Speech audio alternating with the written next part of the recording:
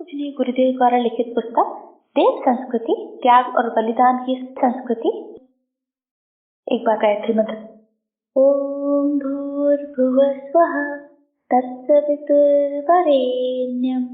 भर्गो देवस्य धीमहि धियो यो नः प्रचोदयात्। देवियों, भाइयों, देवी सभ्यता पर जब कभी मुसीबतें आई हैं, लोगों ने जीवन में कठिनाइयां उठाकर भी उसकी रक्षा की है। उच्च आदर्शों के लिए त्याग की, बलिदान की संस्कृति रही है यह देव संस्कृति। उन दिनों जब लंका की आसुरी सभ्यता का आतंक सब और छाया हुआ था, सब जगह त्राही त्राही मची हुई थी। मालूम पड़ता था कि अब न जाने क्या होने वाला है और न जाने क्या होकर रहेगा। अनीति जब बढ़ती है, अवांछनीयताएं जब बढ़ती हैं, दुष्टताएं जब बढ़ती हैं, स्वार्थपरताएं जब बढ़ती हैं, तो मित्रों, सारे विश्व का सत्यानाश हो जाता है। आदमी स्वार्थी होकर के यह सोचता है कि हम अपने लिए फायदा करते हैं, लेकिन वास्तव में वह अपने लिए भी सर्वनाश करता है और सारे समाज का भी सर्वनाश करता है। यह है आसुरी सभ्यता। इसमें पहले आदमी स्वार्थी हो जाता है और स्वार्थांत होने के बाद में दुष्ट हो जाता है, पिशाच हो जाता है। स्वार्थी जब तक सीमित रहता है तब तक तो वह ठीक है, वहां तक फायदे में रहता है, लेकिन जहां एक कदम आगे बढ़ाया फिर आदमी नीति छोड़ देता है, मर्यादा छोड़ देता है, तब शालीनताएं छोड़ देता है और सत्यानाश पर उतारू हो जाता है। यह है आसुरी सभ्यता का क्रम। लंका की आसुरी सभ्यता उस जमाने में सब जगह आतंक फैला रही थी और सारे विश्व, सारा देश त्राही त्राही कर रहे थे। अब क्या होने वाला है? हर आदमी अनीति के मार्ग पर चलने का शिक्षा प्राप्त कर रहा था और अनाचार के लिए कदम बढ़ाता हुआ चला जा रहा था। रावण के राज्य में, रावण की इस सभ्यता और संस्कृति में देव संस्कृति के पक्षधरों को यह विचार करना पड़ा कि इसका प्रतिरोध कैसे किया जाएगा, इसकी रोकथाम कैसे की जाएगी, संतुलन कैसे बिठाया जाएगा। भगवान ने भी यह प्रतिज्ञा कर रखी थी कि हम धर्म की स्थापना के लिए और अधर्म के विनाश के लिए वचनबद्ध हैं। इसके लिए वे विचार करने लगे कि क्या करना चाहिए। अंत में फैसला हुआ कि अयोध्या में लंका की तुलना में एक ऐसा मोर्चा खड़ा करना चाहिए जो अनीति से लोहा ले सके। लंका विजय। मित्रों, अयोध्या में लंका के विरुद्ध मोर्चा खड़ा किया गया। एक तो मोटी सी बात यह थी कि रावण बड़ा खराब आदमी था। एक बंदूक लेकर जाइए और उसे मार डालिए, खत्म कर दीजिए। यह क्या है? ये बहुत छोटा सा तरीका है। इसमें कोई संस्कृति नष्ट नहीं हो सकती, परंपराएं नष्ट नहीं हो सकती। व्यक्ति मरते हैं और फिर नए व्यक्ति पैदा हो जाते हैं। रावण के बारे में तो कहावत भी थी कि रामचंद्र जी जब उसके तीर मारते थे तो नया रावण बनकर खड़ा हो जाता था। बेटे, संस्कृतियां मारने से नहीं मरती हैं, वे दूसरे तरीकों से मरती हैं। आसुरी संस्कृति को हम किसी एक व्यक्ति को मारकर नहीं मार सकते। रावण को मारना तो था जरूर, विचार किया गया, भगवान ने विचार किया, देवताओं ने विचार किया कि मारने से काम नहीं चलेगा। लंका को नष्ट कर देंगे, रावण को मार देंगे, अमुक को मार देंगे, पर इससे काम नहीं बनेगा, क्योंकि परशुराम जी बहुत दिनों से पहले ऐसा एक प्रयोग कर चुके थे। ऐसे लोगों को उन्होंने 1 बार मारा, 2 बार मारा, 3 बार मारा, पर मारने से काम नहीं चला। दैत्यों को 21 बार मारकर वे कोशिश करने लगे थे कि पृथ्वी से असुरों को हम मिटा देंगे तो काम चल जाएगा, परंतु काम नहीं चला। आखिर में परशुराम जी ने कुल्हाड़ी नदी में फेंक दिया और उसके स्थान पर फावड़ा उठा लिया।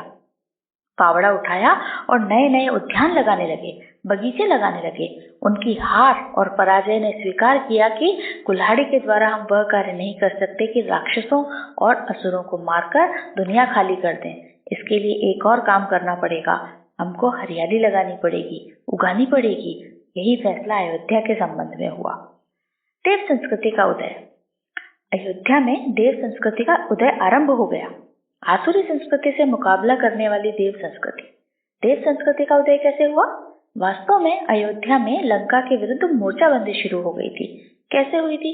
बेटे, वे परंपराएं आरंभ की गई जिनको देख करके दूसरों की हिम्मत बढ़ती है, हौसले बढ़ते हैं।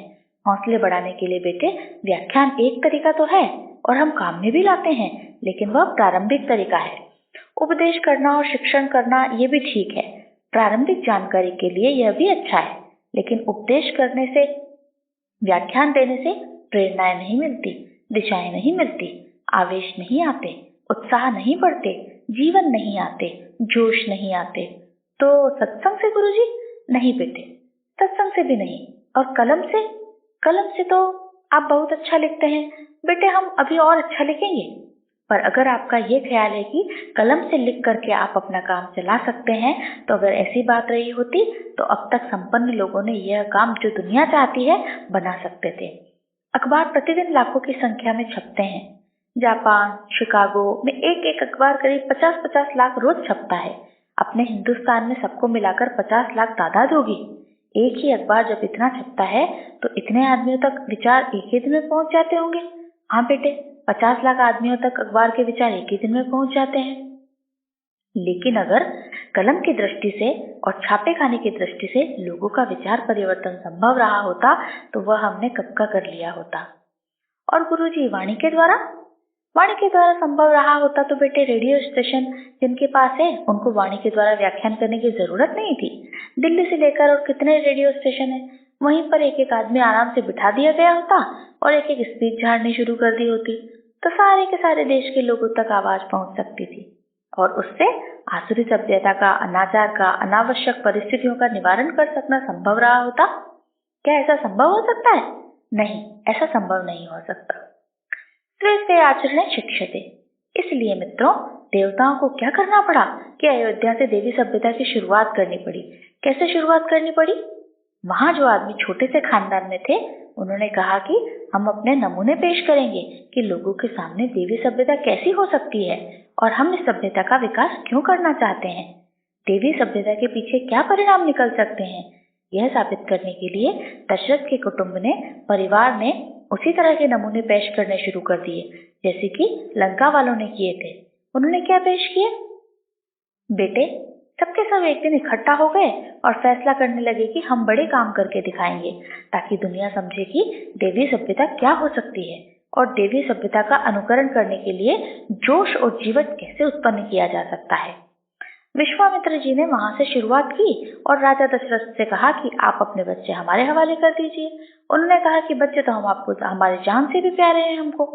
उनको हम IAS, IPS, PMS बनाएंगे। आप इन्हें कहाँ ले जा सकते हैं? विश्वामित्र ने कहा, IAS, PCS तो पीछे बनते रहेंगे, पहले इन्हें मनुष्य बनना चाहिए और देवता बनना चाहिए। विश्वामित्र और दशरथ जी के बीच जद्दोजहद तो बहुत हुई, लेकिन देवी सभ्यता की, संस्कृति की शुरुआत तो कहीं से तो करनी ही थी। विश्वामित्र ने रजामंद कर लिया और कहा, बच्चे हमारे हवाले कीजिए। क्या करेंगे इनका? देवी सभ्यता का शिक्षण करेंगे और ये दोनों अनीति के विरुद्ध संघर्ष करेंगे। अरे गुरुजी, ये तो छोटे बच्चे हैं। नहीं, ये छोटे बच्चे नहीं हो सकते। जो व्यक्ति सत्य का हिमायती हुआ वह कभी छोटा नहीं हुआ। सत्य का हिमायती हमेशा बलवान रहा है और जोरदार रहा है। उसके सामने चाहे वह मारीच ही क्यों ना हो, सुबाहु ही क्यों ना हो, चाहे वह खरदूषण ही क्यों ना हो, कोई भी क्यों ना हो, वह कमजोर ही रहेगा और उसको हारना पड़ेगा, झक मारनी पड़ेगी। विश्वामित्र जी ने राजा दशरथ को समझा दिया और वह शिक्षण देने के लिए जो योगियों और तपस्वियों के आश्रम में रह करके पाया जाना संभव है, दोनों बच्चों को ले गए। शुरुआत व्यवहारिक जीवन से। ये क्या होता है बेटे? ये देवी सभ्यता की शुरुआत होती है। यह न तो व्याख्यान से हुई, न कथा से हुई, न सत्संग से हुई। कैसे हुई? व्यवहारिक जीवन से हुई। इससे कम से कम नहीं हो सकती थी। कोई श्रेष्ठ परंपरा स्थापित करने के लिए व्यक्तिगत जीवन का आदर्श उपस्थित किए बिना दुनिया इधर उधर नहीं हो पाएगी। कथा, व्याख्यान, सत्संग आदि सब खेल खिलौने हैं। इनमें हम उसी तरह रास्ता बनाते हैं जिस तरह रेलगाड़ी के लिए पटरी बनाते हैं।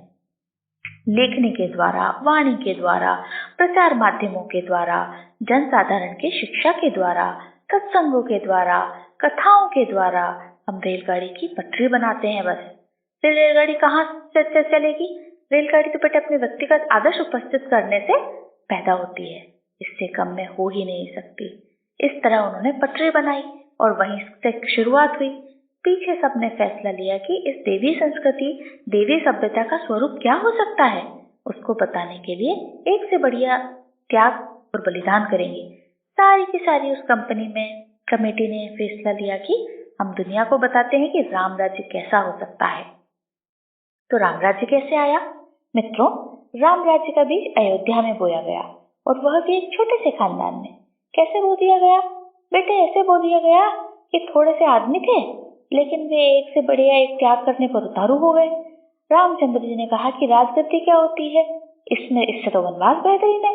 इंसान को क्या चाहिए? पैसा चाहिए, विलासिता चाहिए, नौकरी में तरक्की चाहिए, प्रमोशन चाहिए। लेकिन उन लोगों ने कहा कि हमें त्याग चाहिए, बलिदान चाहिए। त्याग और बलिदान से आदमी महामानव बनता है, महापुरुष बनता है, तपस्वी बनता है, ऐतिहासिक पुरुष बनता है। और पैसे बढ़ने से आदमी बनता है धूर्त और ढोंगी। और क्या बनता है? न जाने क्या क्या बनता है। मित्रों, क्या हुआ? उन्होंने त्याग और बलिदान के लिए आदर्श उपस्थित करने के लिए ये फैसले किए कि हमको अब बड़े कदम उठाने चाहिए ताकि रावण की लंका को नीचा दिखा सकें। रामचंद्र जी ने कहा कि हम ऋषियों के आश्रम में जाकर के वनवासी जीवन जीने के लिए, तपस्वी जीवन जीने के लिए रजामंद हैं और राजपाट छोड़ने के लिए रजामंद हैं। परिस्थितियां ऐसी बन गई थी और रामचंद्र जी जटाजूट बांधकर नंगे पैर जंगलों में चलने और वनवास में रहने के लिए उतारू और आमादा हो गए। लक्ष्मण जी ने कहा, भाई भाई के बीच में कैसी मोहब्बत होनी चाहिए, इसका आदर्श उपस्थित करने के लिए मुझे भी रामचंद्र जी का अनुकरण करना चाहिए।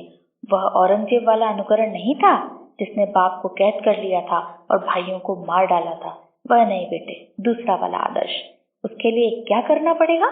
उसके लिए देवी संस्कृति की, सभ्यता की स्थापना करनी पड़ेगी ताकि लोगों के भीतर से उमंगे, लोगों के भीतर से जोश, लोगों के भीतर से जीवन एक दूसरे के नमूने देख करके पैदा हो सकें। लक्ष्मण जी ने कहा, सिद्धांतों के लिए भाई को भाई के लिए क्या करना चाहिए और सुखों की अपेक्षा दुखों का वर्ण कैसे करना चाहिए, इसके लिए हमने फैसला लिया है कि हम आपके साथ साथ रहेंगे और आपकी निगरानी करेंगे। सीता जी ने भी कहा कि तप और त्याग के मामले में हम पीछे नहीं रह सकते। आपको वनवास हुआ है लेकिन देवर जी को नहीं हुआ है, फिर भी वे राजपाट के विलासी जीवन की अपेक्षा वनवासी जीवन को श्रेष्ठ समझते हैं। इसलिए हमको भी विलासी जीवन स्वीकार नहीं है, हम भी वनवासी जीवन स्वीकार करेंगे। सीता जी रजामंद हो गई, वे भी चलने लगी। बेटे, मैं देखता हूँ कि अयोध्या में ऐसे बीज बोए गए जो कल्पवृक्ष की तरह उगे। कौशल्या जी ने अपने बच्चों के सिर पर हाथ फेरा और यह कहा कि जब तुम्हारी माता ने आज्ञा दी है तो तुम वनवास में जा सकते हो। उन्होंने भी छाती पर पत्थर रख करके उन्हें आज्ञा दे दी। किसके लिए? देवीय संस्कृति के, देवी सभ्यता के विकास के लिए, त्याग और बलिदान के लिए। मित्रों, देवीय संस्कृति वह है जो त्याग के लिए, बलिदान के लिए प्रोत्साहन देती है, आगे बढ़ाती है। और दैत्यों की सभ्यता, राक्षसों की सभ्यता वह है जो न स्वयं श्रेष्ठ काम करते हैं और न किसी को करने देते हैं, न चलते हैं और न चलने देते हैं, और पत्थरों के तरीकों से, जंजीरों के तरीकों से जकड़ करके बैठ जाते हैं। ये राक्षस हैं, दुष्ट हैं, पिशाच हैं जो सिद्धांतों के लिए, त्याग के लिए, बलिदान के लिए मार्ग में अड़ंगे लगाते हैं और ये कहते हैं कि अय्याशी अच्छी चीज है, मालदार होना बहुत अच्छी बात है, जमाखोरी बहुत अच्छी बात है। आप भी विलासी होइए और हमको भी विलासी होने दीजिए।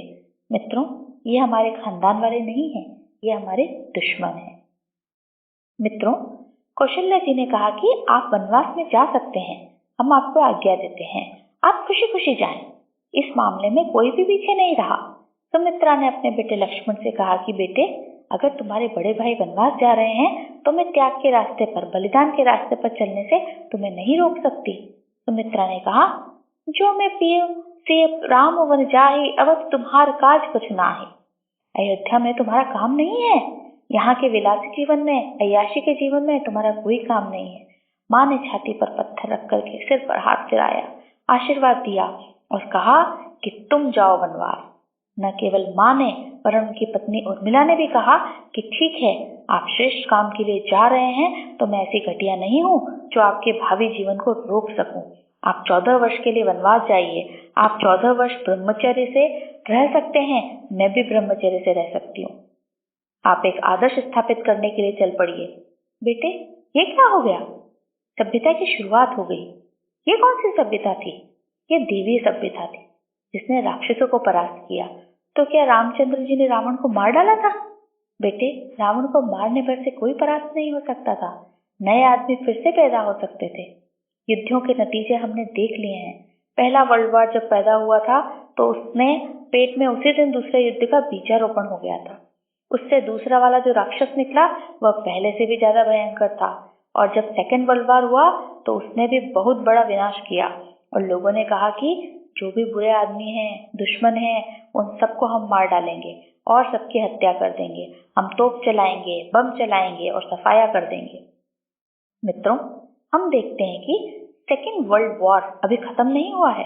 थर्ड वर्ल्ड वॉर के लिए ऐसा सर्वनाशी वातावरण अभी से तैयार हो रहा है। थर्ड वर्ल्ड वॉर अभी अपनी माँ के पेट में बैठा हुआ है, लेकिन जब वह माँ के पेट से निकलेगा तो सफाया करेगा। किसका सफाया करेगा? सरस्वती फिर दुनिया में रहेगी नहीं और मनुष्य जाति का अस्तित्व दुनिया में रहेगा नहीं। अक्ल दुनिया में रहेगी नहीं। जिसके बल पर अभी मनुष्य मरने, मारने और लड़ने पर उतारू हुआ है, ये सभ्यता फिर जिंदा रह नहीं सकती, क्योंकि तीसरा वाला बच्चा जो पेट में बैठा है वह सबको मार डालेगा। मित्रों, बर्ट्रैंड रसेल ने ठीक कहा था कि थर्ड वर्ल्ड वॉर के पश्चात फिर एक और वॉर होगा, अर्थात चौथी लड़ाई भी होगी। लेकिन इस लड़ाई में क्या होगा? चौथी लड़ाई में आदमी ईंट और पत्थर का उपयोग करेगा। फिर टैंकों का उपयोग न हो सकेगा। ईंट और पत्थरों का उपयोग क्यों होगा? क्योंकि तब मनुष्य बुद्धिहीन हो जाएंगे।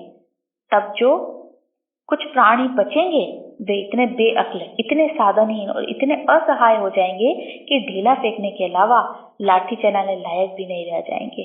उनके पास अब इतनी अक्ल न रहेगी, न साधन रहेंगे, न संपदा रहेगी। सबका सफाया हो जाएगा। बेटे, मैं जानता हूँ कि संसार में जो मारक प्रक्रियाएं हैं वे आदमी को समाप्त नहीं कर सकती। इनमें कोई समाधान नहीं हो सकता। नहीं साहब, हम तो मारेंगे।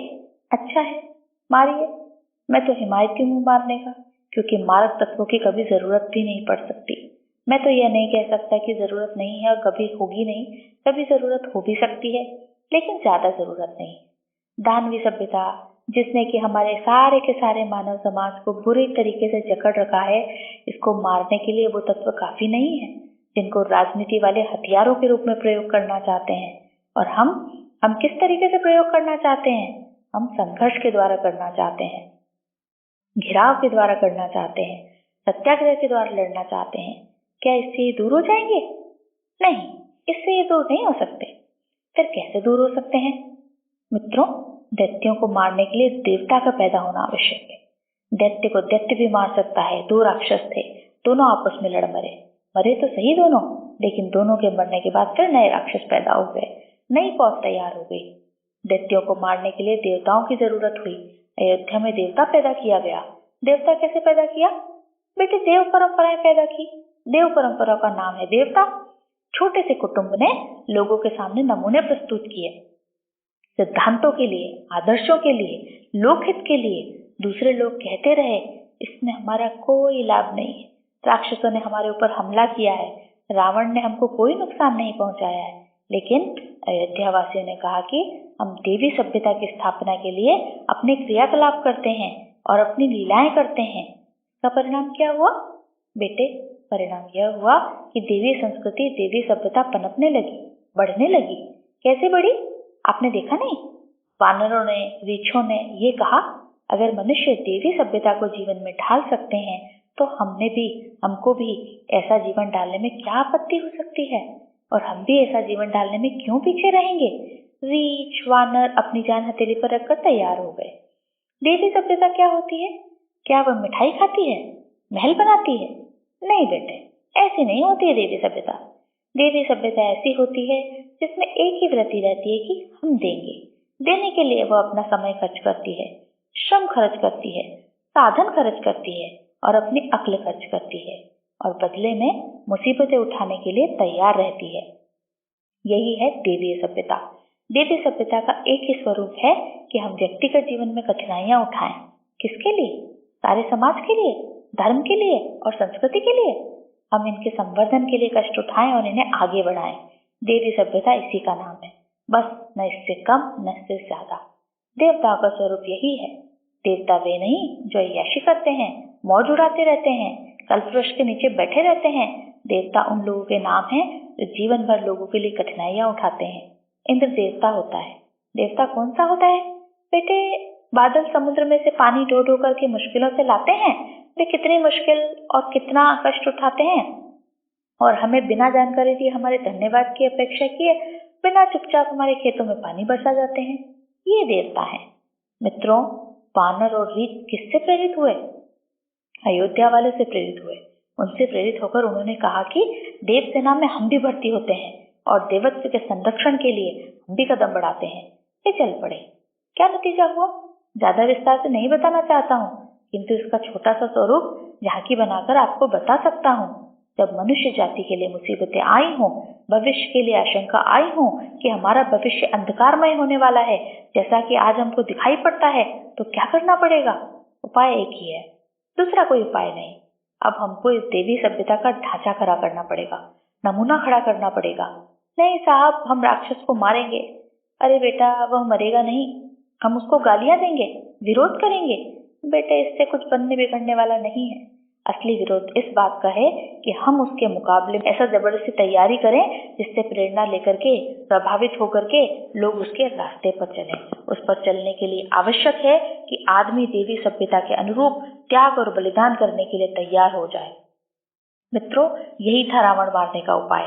सारे के सारे लंका कांड का जो परिणाम मैंने देखा वह यह है कि त्याग करने के लिए, बलिदान करने के लिए हर आदमी तैयार हो गया। छोटे छोटे जानवर भी तैयार हो गए। रीछ वानर तो तैयार हो ही गए थे।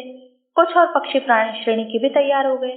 उनमें से एक गिलहरी आई और बोली, आपकी सहायता के लिए हम त्याग करेंगे और सहयोग करेंगे। क्या करेंगी? हम कष्ट उठाएंगे और मशक्कत करेंगे। फिर फायदा क्या होगा? हम उस पुल के लिए रास्ता खोलेंगे जिस पुल पर से होकर के ये रीछ वानर पार हो सके और रावण को मार सके। इसलिए हम समुद्र को पाटने के लिए अपने बालों में मिट्टी भर करके ले जाएंगे और उसमें डालेंगे। ये क्या था? ये देवी सभ्यता है बेटे, और कुछ नहीं। गिलहरी कौन थी? मुझे गिलहरी का जिक्र करने की जरूरत नहीं। मैं गिलहरी के पीछे नहीं पड़ना चाहता। मैं तो देवी सभ्यता की बात कहता हूँ। देवी सभ्यता जहाँ कहीं भी हुई है वहाँ रावण मरे हैं, कुंभकर्ण मरे हैं, आतताई मरे हैं, और वहाँ राम राज्य आया है, सतयुग आया है, धर्मयुग आया है।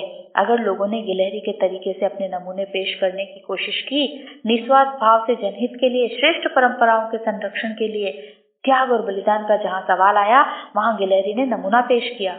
बेटे, गिलहरी की कथा कहते कहते हमारा मन नहीं पड़ता। गिलहरी ने क्या किया? परंपरा कायम की।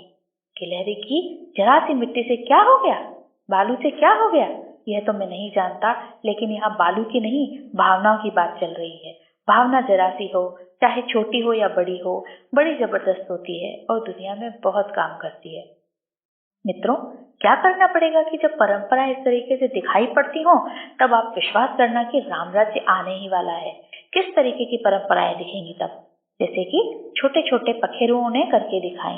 गीतराज ने कोटल में बैठा हुआ था और मजे से दिन काट रहा था, लेकिन उसको मौज के दिन काटना सहन नहीं हुआ। अनिति देखकर एक दिन वह तिलमिला गया और कहने लगा कि यहाँ से अनिति फैल रही है, किसी की बेटी का अपहरण हो रहा है। हम इन जिंदा आंखों से नहीं देख पाएंगे। अपनी बेटी हो तो क्या और किसी की बेटी हो तो क्या, अब हम इन जिंदा आंखों से ऐसा अधर्म नहीं देखेंगे। ये ठीक है कि हम रावण को नहीं मार सकते, पर हम स्वयं तो मर सकते हैं। उसे मारना संभव नहीं हो सकता, मैं जानता हूँ। हर एक व्यक्ति पाप और अनिति को मार नहीं सकता, पर मर तो सकता है। मरना भी बहुत बड़ी बात है बेटे। मरने की ताकत मारने की ताकत से भी बहुत बड़ी है। तू जानता नहीं, पर वह गिद्ध रावण को मार नहीं सका।